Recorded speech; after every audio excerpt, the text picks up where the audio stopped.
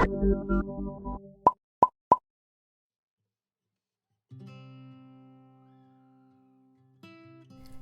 for isopods can be a bit overwhelming, especially when you first get into the hobby. Hopefully by the end of this video, you will learn how to sufficiently care for the smooth Slater beetle, the Porcellio Laevis.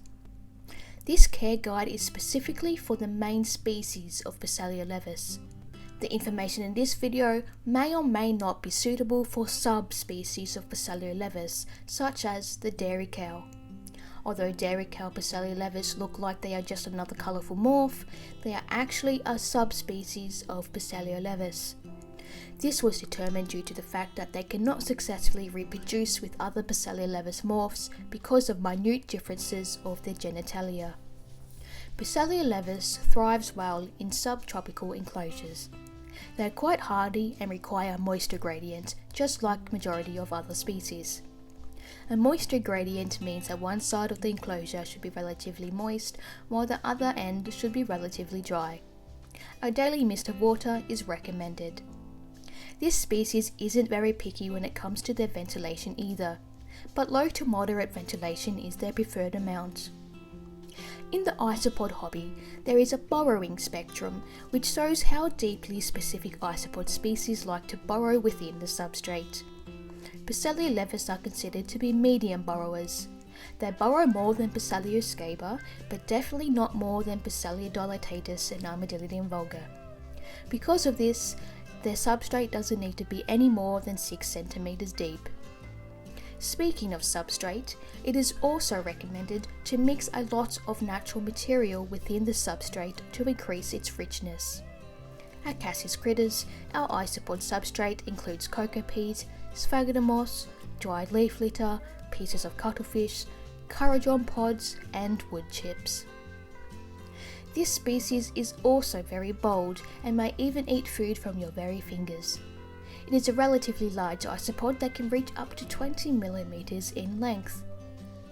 Like all other species of isopods, their main food sources are decaying wood and leaf litter, but they will also enjoy eating fruit and veggie scraps such as apple, carrot, and cucumber.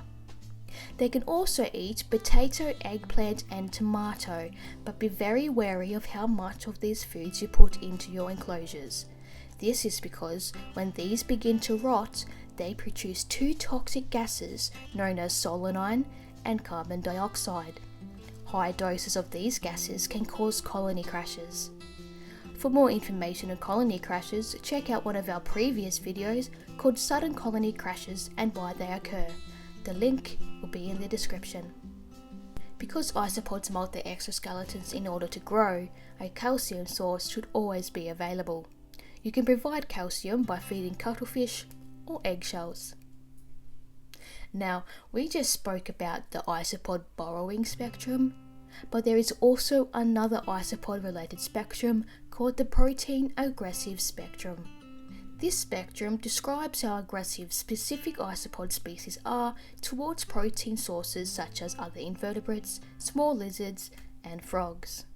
Porcellio Laevis are described to be medium protein aggressive. They are not as aggressive as Porcellinides prognosus and their cousins Porcellio scaba, but they definitely are not as docile as the Armadillidium vulgar.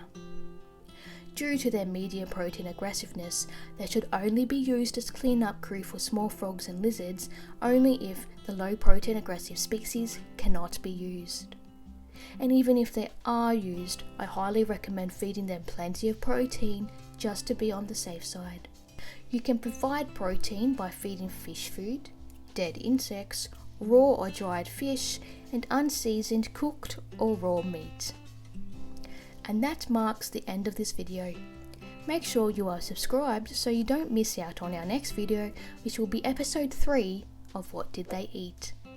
Comment down below what animal you think we'll be talking about. I'll give you a hint. It's some type of water animal.